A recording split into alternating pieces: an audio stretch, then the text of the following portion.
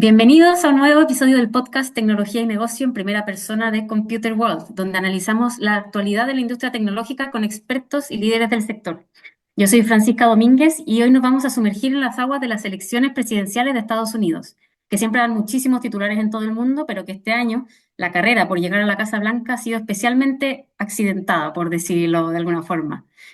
No solo tenemos dos guerras de fondo, la de Israel y Hamas y la de Rusia y Ucrania, que tienen a todo el mundo en vilo, sino que además en Estados Unidos hemos visto dos intentos de asesinato a uno de los candidatos presidenciales, Donald Trump, que además tiene varias causas penales pendientes con la justicia. Y en el lado demócrata la cosa también ha estado tan valiente. Primero viendo a un Joe Biden bastante apocado en un principio y a quien se le acusaba de no estar en las condiciones de salud necesarias para liderar un país, y en un giro de guión y casi a último minuto, se retira de la carrera presidencial y su vicepresidenta Kamala Harris asume la candidatura. Esto es contenido suficiente para una saga política de varias temporadas, ni House of Cards se atrevía tanto. Pero nosotros somos Computer World y hoy no venimos a analizar la política, al menos no como tal, sino que vamos a profundizar en cómo los resultados de estas elecciones que veremos el próximo 5 de noviembre impactan en la industria tecnológica. Y para ello, tengo conmigo a dos expertos con los que vamos a generar un debate en torno a esta temática. Por un lado, tengo a Ricardo Baeza Ayei. Él es doctor en Ciencia de la Computación y director de investigación del Instituto de Inteligencia Artificial Experiencial de la Universidad Northeastern en Silicon Valley, o sea que lo tenemos ahí en terreno, además de catedrático a tiempo parcial en la Universidad Pompeu Fabra. Entre otras cosas, Ricardo es miembro de alianzas y consejos internacionales de inteligencia artificial, como el Global Partnership on AI, el Comité de Políticas Tecnológicas de la Asociación de Maquinaria Computacional y el Comité de Políticas para la IA del Instituto de Ingenieros Eléctricos y Electrónicos. Además, fue el ganador del Premio Nacional Español Ángela Ruiz Robles en 2018, que otorgan la Sociedad Científica Española de Informática y la Fundación BBVA y el Premio Nacional Chileno de Ciencias Aplicadas y Tecnológicas de 2004, entre otros reconocimientos. Con esta introducción te doy la bienvenida, Ricardo. Muchas gracias por la invitación.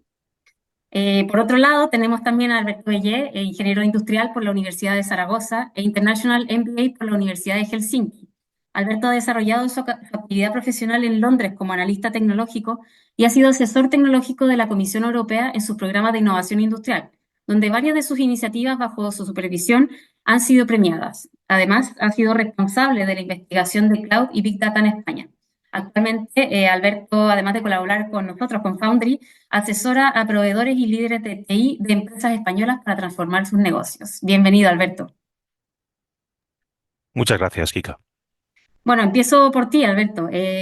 Contextualicemos un poco a las personas que nos están escuchando. A grandes rasgos, ¿cuáles son las posturas de Trump y de Harris en cuanto a la regulación de la industria tecnológica? Y te pregunto, esta pregunta es más dirigida un poco a las tecnologías en sí, como la inteligencia artificial, la ciberseguridad, Sí, privacidad, redes sociales, etcétera. Cuéntanos. vale. Primero, para acabar de enmarcar, decir que no se mojan demasiado, curiosamente, en dar detalles. Hay un montón de circunstancias que les preguntan y dicen, bueno, doy líneas, pero no quiero entrar en detalle.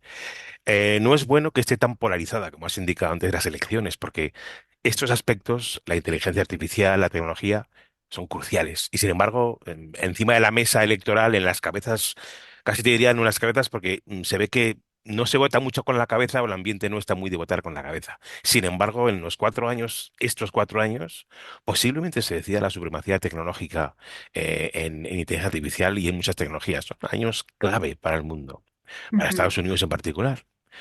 Em, entonces, no es buena esta polarización porque el país necesita unos acuerdos y unas políticas comunes en áreas tan importantes, pero si, digamos, ateniéndose a lo que, claro, lo que, como no dicen demasiado, lo que se mira es el histórico porque uno ha sido presidente y la otra vicepresidenta, con lo cual los dos han hecho, tienen un histórico, ¿no?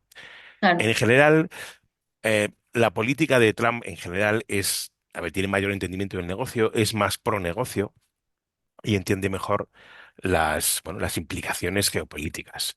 Entonces, tiende bueno, a pensar desde la perspectiva del negocio. Mientras que la política, te digo resumiendo, luego si quieres entramos por tecnología a tecnología. La política de Kamala Harris, bueno, al final tiene bueno, pues un trasfondo más judicial y está más atenta pues a las regulaciones y a la protección del ciudadano y, y a, bueno, vamos a decir así, a la persecución, vamos a decir, de los crímenes o de los ilegalidades que puedan cometer las empresas en el ámbito tecnológico. A ver, aunque estos son matices de trasfondo, has comentado dos guerras, hay una más, que es la guerra con China, que es la que está en el trasfondo. O sea, muchas empresas están esperando, están con el pedal diciendo, a ver, ¿qué hago? Porque en particular en la inteligencia artificial, oye, ¿qué hago? ¿Qué hago? Porque, bueno, en esta carrera, China no dice dónde está, pero sabemos que está muy, muy avanzada, aunque no digan exactamente dónde, y es un equilibrio difícil. Si regulas demasiado, al país lo dejas atrás. Si regulas demasiado poco, invades derechos y libertades. Es un equilibrio difícil que van a tener que encontrar. Pero esta situación geopolítica piensa que las guerras son guerras entre drones, son guerras de inteligencia artificial, son ciberguerras, luego entraremos en detalle. O sea, lo que está en juego es la inteligencia artificial y la inteligencia artificial está detrás del desarrollo tecnológico. O sea, el tema es que no es una tecnología, es una tecnología que está detrás de, coge cualquier industria, farmacéutica, contenidos, entretenimiento, defensa, educación, cualquiera, retail. Entonces, lo que se avance en tecnología, se avanza en muchos sectores. O sea que, en definitiva, hay mucho en juego. Y en este equilibrio que hablabas de regulación e innovación, ¿dónde se posiciona cada uno? Mira, em, en genérico, en particular, Trump piensa en una política de proveedor. O sea, dice, somos un creador de tecnología y quiere una política de proveedor en la que favorezca los intereses de proveedor del mundo, el mundo menos el Extremo Oriente, en inteligencia artificial y en tecnología. Entonces, lo que quiere es no poner trabas al crecimiento de las empresas. Eh, Esa es la línea general de su política. La, ¿Qué ha dicho? Bueno, pues que el famoso, la orden ejecutiva de Biden en la que, bueno, tiene sus luces y sombras, él dice que la va a revertir. Ya veremos lo que se hace en la práctica, pero hay algunos aspectos en los que, digamos, que no le gustan, como, como por ejemplo, pues el que las empresas tengan que informar al gobierno de cómo entrenan sus inteligencias artificiales. A ver, este es un tema en el que a nadie nos hace gracia que un ejecutivo de, yo que sé, de OpenAI le pregunten sobre qué algoritmos se usado para entrenarnos y diga, espera, no sé, bueno, Mm. te respondo luego. Por otro lado, la pregunta es, como está compitiendo no contra una empresa, sino contra un país, que es China. China ha dicho algo sobre eso. Entonces, ese es el problema. El problema de las políticas, de estas políticas de transparencia, que son muy importantes, es que tienen que aplicarse globalmente. Si solo te las aplicas tú, pero no se las aplica el resto, entonces no hay una competencia global. Entonces, la política es política de proveedor en inteligencia artificial, eh, mientras que Kamala Harris es más política de protección del ciudadano. Lo digo, el, va posiblemente ser continuista y profundizar y asegurar que se cumple esta orden ejecutiva. O sea, ella va a profundizar en esa orden ejecutiva, Trump dice que la va a echar para atrás, pero no ha dicho por qué la va a sustituir, por qué hace falta una regulación. Entonces, de nuevo, ninguno de los dos saca las cartas. Vamos a centrarnos entonces en lo que comentabas antes de inteligencia artificial. Ricardo, tú te has especializado en este tema durante muchos años. ¿Cómo lo ves tú el tema este de las dos posiciones, el equilibrio y la disyuntiva entre innovación y regulación en este tema? Sí, pero antes de contestar esa pregunta, me gustaría también poner algo importante de contexto, que solamente hablamos de dos guerras, porque esas son las guerras que los medios nos muestran. Pero, por Claro. ejemplo, si tomamos la definición de que una guerra es cuando mueren más de 10.000 personas al año. El año pasado ya eso ocurrió, por ejemplo, en la guerra civil que hay en Myanmar entre los Rohingya y el gobierno. También ha ocurrido en el Magreb, donde ya este año ya hay más de 10.000 muertos de todo el sur del Sahara, y eso incluye más de 10 países, y no hablamos mucho de ello, que tiene que ver con el extremismo musulmán.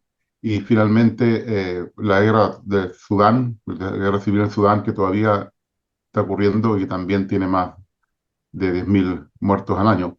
Y supongo que como dos de ellas son en Asia perdón, dos de ellas son en África y una en Asia, en un país que no tiene muchas noticias porque tiene un gobierno muy cerrado, entonces no es importante para el resto del mundo. Ahora, Claro, respecto a la inteligencia desgraciadamente artificial, estas dos que comenté al principio son las que están moviendo la balanza política un poco, el voto, ¿no? sí, pero Desgraciadamente no se sabe mucho de las otras en los medios y no está generando ese ojo ante el espectador, ¿no? sí, sí, y otras guerras por definición también, que son cuando mueren más de 1.000 personas al año, más de 10 que tampoco Claro, lo conocemos porque los medios no las cubren. Además que llevan muchos, muchos años, o sea, la de claro. Myanmar empezó el año 1948, así que eso lleva como 80 años, así que es increíble. Ahora, en inteligencia artificial eh, para complementar lo que dijo Alberto, es interesante porque, por ejemplo, Kamala Harris en el gobierno de Clinton propuso una primera ley que tenía que ver con inteligencia artificial que no fue aprobada perdón, no, el gobierno de Trump, perdón, el gobierno de Ujú, Trump propuso como senadora acá de California y no fue aprobada. De hecho, hubieron como tres, cuatro propuestas interesantes que no fueron aprobadas. Desde febrero del año pasado hasta ahora han habido 141 propuestas que tienen que ver con inteligencia artificial en el gobierno federal y ninguna de esas ha prosperado. Hay algunos que todavía están pendientes, pero tal como dijo una persona justamente ayer que estuve en el evento de Stanford sobre la regulación de la IA, del uso de la IA, muy importante, es del uso de la IA, no de la IA, es que básicamente había sido eh, un periodo disfuncional porque no habían llegado a acuerdo en ninguna propuesta. Ahora, en los estados de Estados Unidos, esto es completamente distinto. Han habido como 800 propuestas distintas en ujú, todos los estados, una cantidad increíble. Y no todos los estados, porque increíblemente hay estados que no tienen sesión legislativa este año, por elección y por otros motivos. Y de esas 800, alrededor de unas 120, a ver, sí, unas 120 han sido aprobadas. O sea, han habido propuestas aprobadas. Algunas por ejemplo, algunas que se aprobaron, no sé si lo vieron, supongo, en California, sobre todo el tema de modelos de lenguaje y de restringir las condiciones para los usos de modelos grandes de lenguaje como ChatGPT, etcétera, que al final fue aprobada, pero la vetó el gobernador. Newsom la vetó hace el mes pasado. Y que hemos visto mucho movimiento a nivel de estados y todavía hay como más de 200 propuestas pendientes de ser votadas, así que van a pasar más cosas. ujú. Entonces, lo que yo veo que aquí es muy distinto. O sea, Trump no es un tema que le interese a la inteligencia artificial. De hecho, tiene de aliado a Elon Musk, que está hablando de que la inteligencia artificial no puede destruir el futuro, etcétera, junto con Hinton, que es uno de los que ganó el premio Nobel de Física, aunque no es físico.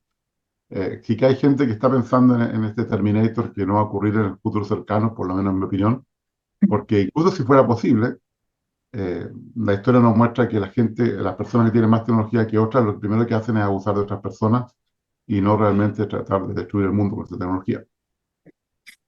Ahora, Harris ha apoyado todas las medidas que ha hecho Biden sobre la inteligencia artificial. En el año 2022 hubo este primer borrador sobre derechos de la IA, que no es un buen nombre, porque la IA no tiene derechos, no es una persona, pero se refiere en realidad a los derechos de eh, la gente cuando usa IA. Ujú, Y el año pasado hizo la famosa orden ejecutiva para crear el Instituto de Seguridad sobre la IA, AI Safety en inglés, que justamente ahora mismo reforzó eso la semana pasada con otra orden ejecutiva sobre cómo se usa eso a nivel de gobiernos y también como una petición a todas las instituciones a usarlo de forma adecuada, o sea, de forma responsable. Y esto está actualmente bajo el alero del Instituto Nacional de Standards, el NIST, que digamos que tiene ahora como parte de él este, este Instituto de la Seguridad de la IA.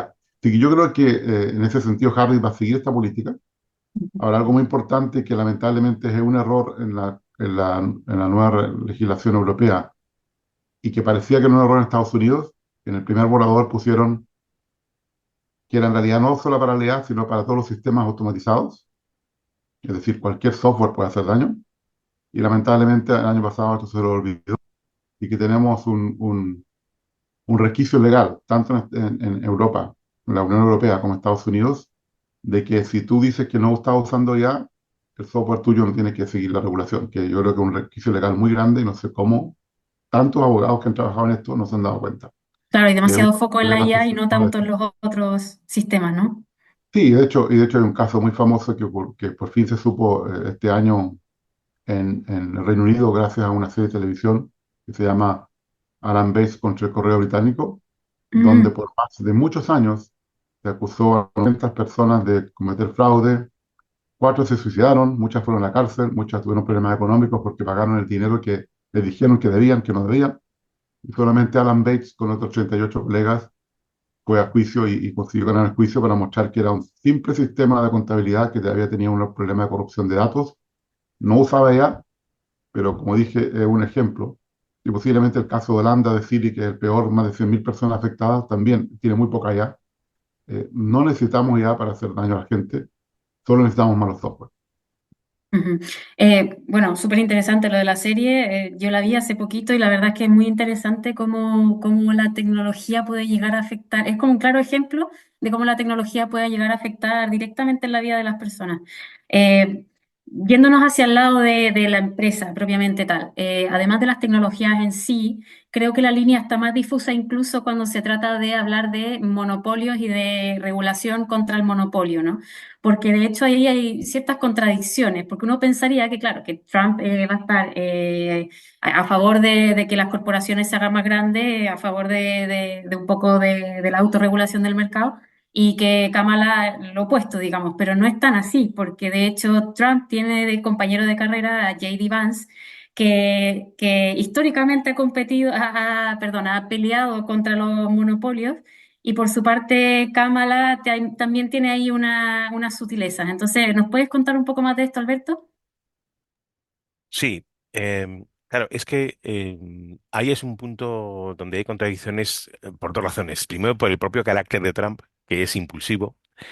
Y bueno, él ha atacado a Google cuando era presidente. Y de hecho, pues muchos opinan que está detrás de a ver si se parte en la empresa o no lo hacen. Em, en eso están más de acuerdo que en otras cosas en tecnología. El tema es una empresa muy grande o con mucho poder de mercado dificulta la competencia. Si has llegado ahí de forma natural, pues hay poco que se puede hacer. El tema es si eso impide el crecimiento de otros mercados.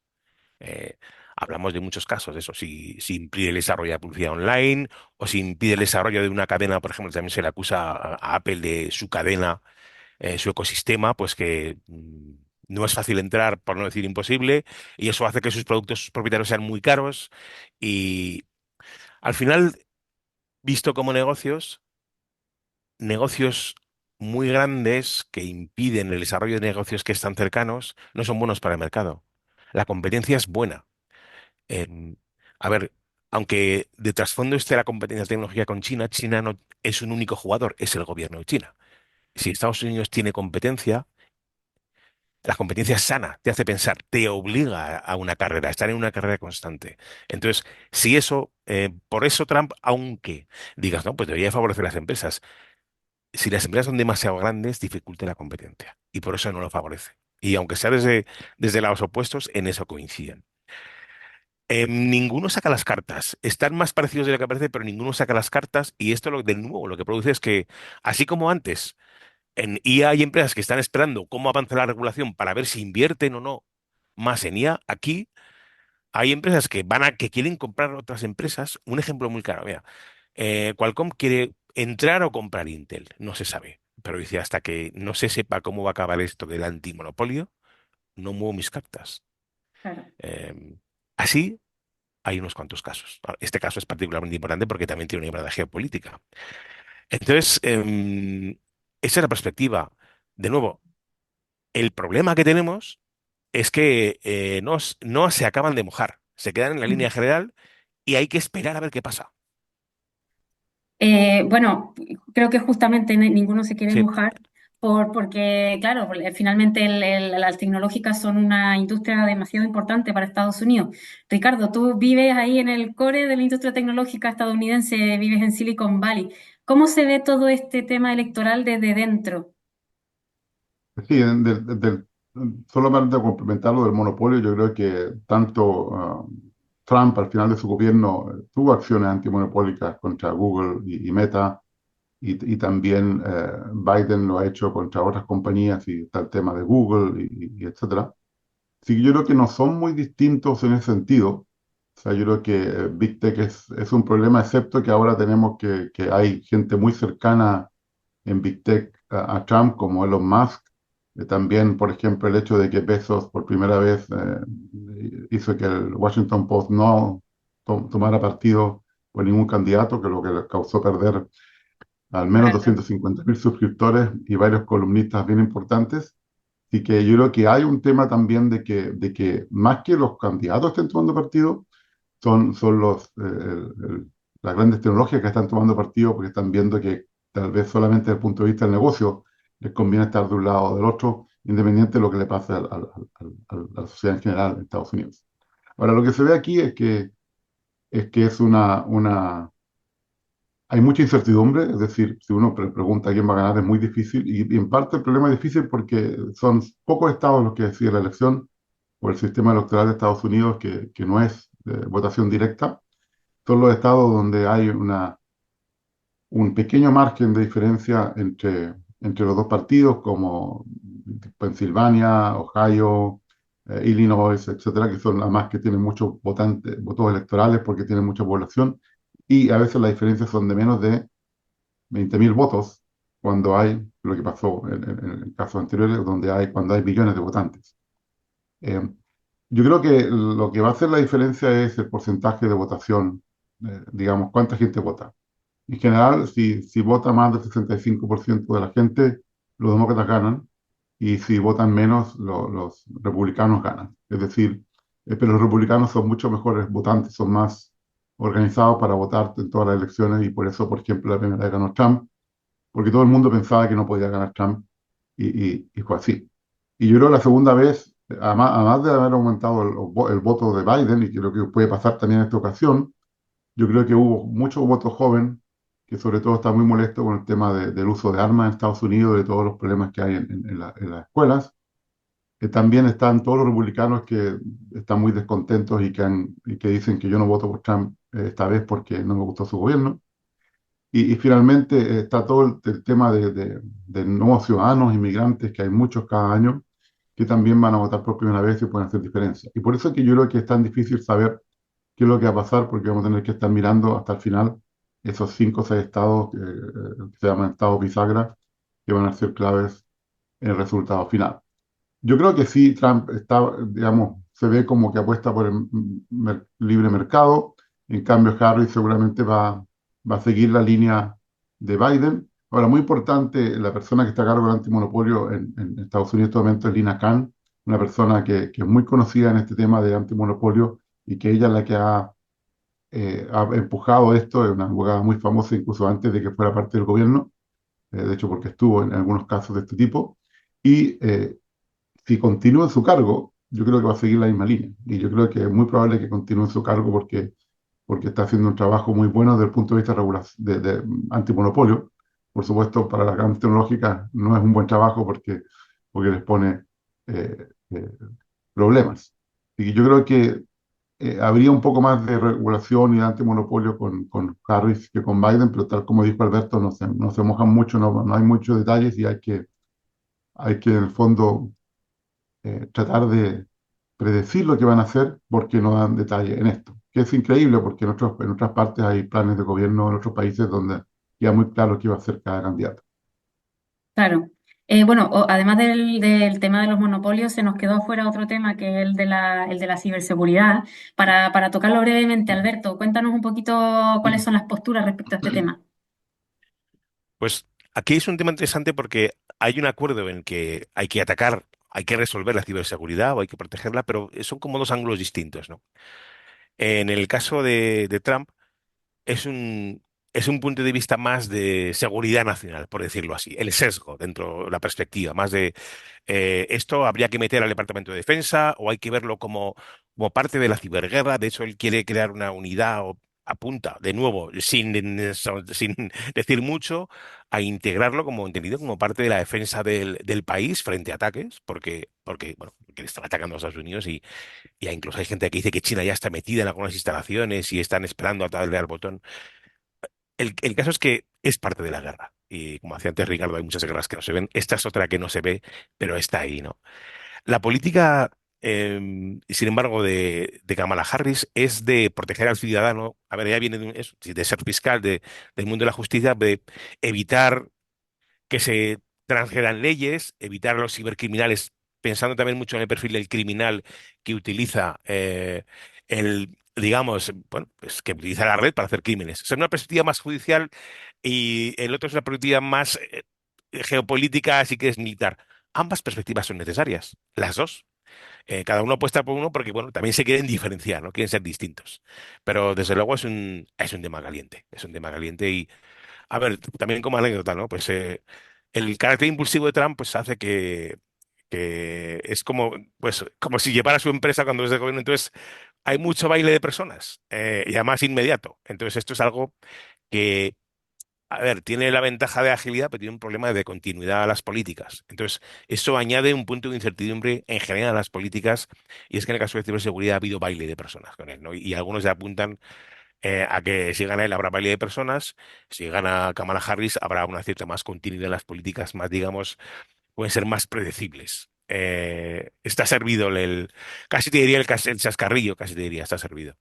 Mm. Bueno, Yo como dato estaba, aparte, sí, dime, Ricardo. y sí, no, yo creo que en los temas de IA, ciberseguridad, por ejemplo, también todo lo que tiene que ver con monedas digitales, yo creo que no van a ser muy distintos, porque yo creo que ahí hay temas que se necesitan, tal como dice Alberto, y esos van a tener que existir, ya sea, por ejemplo, todo el tema de exportación de tecnología a otros países y el tema de los usos internos. Yo creo que en el tema como discutimos antes, en el tema de regulación y antimonopolio, yo creo que pueden haber más diferencias. Ahora sí me gustaría tocar un tema que tú mencionaste antes, que se me quedó en mi respuesta anterior, es el famoso dilema entre innovación y regulación, que para mí es una falacia. Es una falacia porque si pensamos en las grandes ideas que han existido en los últimos años, en el mayor de los casos ha sido cuando ha habido regulación, es decir, cuando hay que implementar una innovación positiva y tiene que cumplir con ciertas reglas. Y eso yo creo que es muy cierto, es decir, la mejor innovación ocurre cuando hay muy buena regulación. No siempre hay muy buena regulación, esa es parte del problema. Mm. Pero yo creo que tenemos ese sesgo de que vemos la innovación como algo positivo. Cuando no hay regulación, lo que pasa es que hay muy mala innovación. Hay innovación que es poco ética, hay innovación que es pseudocientífica. La inteligencia artificial está lleno de esto, es una cosa que trabajo porque estoy trabajando en IA responsable. Hay muchas, digamos, directamente, incluso cosas que son ilegales o en el borde de la legalidad, porque se pueden hacer porque nadie está controlando. Entonces yo creo que es una falacia cuando tenemos menos recursos, cuando tenemos más reglas, inventamos cosas mejores y son cosas más positivas para la sociedad. Mira, voy a enganchar tu respuesta con mi última pregunta, que es un poco pensando en nuestros oyentes que se estarán preguntando, bueno, esto es Estados Unidos, ¿a mí qué? Nosotros estamos en Europa, estamos en España. Entonces, Alberto, Europa suele ser una región que antepone la regulación a la innovación salvaje, por decirlo así. Entonces, ¿cómo crees que cualquiera de los dos resultados que puede pasar el martes va a impactar a Europa como región? Pues mira, claro, Europa, a diferencia de Estados Unidos, claro, Europa no tiene una gran ley tecnológica. Lo que más se parece es SAP, pero es un RP, no es una de las grandes tecnológicas. Entonces, claro, Estados Unidos tiene política de proveedor de eje tecnológico, eh, geopolítica. Europa no tiene gigantes, entonces es una política más de, si me permites, de usuario de tecnología que nace en Estados Unidos. Entonces, donde sí puede crecer Europa y donde sí se puede apoyar en la regulación, como apuntaba antes Ricardo, es en el desarrollo de industrias como sanidad, biotecnología, toda la educación, defensa, que usan la inteligencia artificial y, y contribuyen mucho al PIB, aunque no creen la IA, bueno, sí, hay pequeños casos, ¿no? Como Mistral, pero fuera de muy pequeños comparado con con los gigantes, ¿no? Entonces, allí sí puede crecer. Y en ese aspecto, la regulación de Europa es un punto muy fuerte, porque, porque creces de forma robusta. Es decir, no te encuentras cuando estás a mitad de camino, como apuntaba también Ricardo antes, no te encuentras con que de repente tienes que ir hacia atrás. Ya creces con una base sólida. Entonces, eh, ahí Europa tiene esa ventaja.